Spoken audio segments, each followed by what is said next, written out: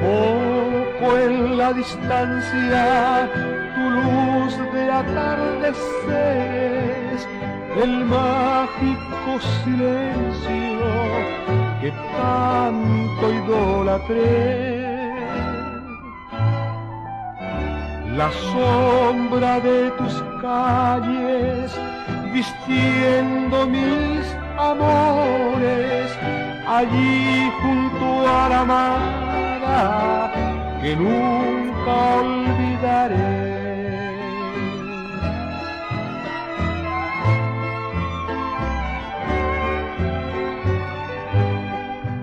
Yo no sé si aún estará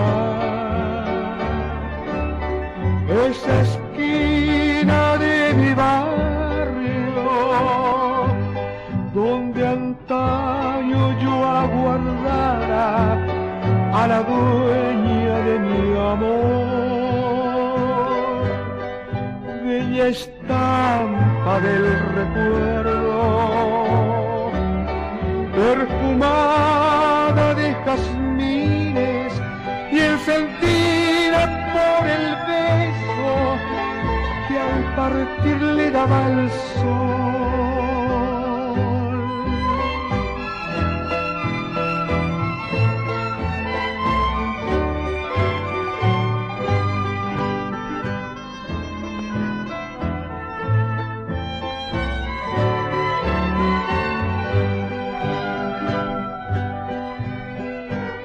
Las nubes de ese cielo tal vez ya se han marchado, cansadas de no hallarnos muy juntos como ayer. ¿Y acaso si la brisa las trae aquí en mi cielo, no cuente que no ha muerto en su alma ese querer?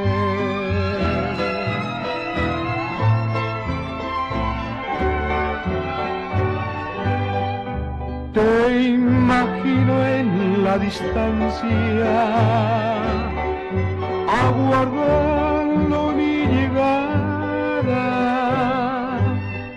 y en tu negra cabellera una flor de recedad.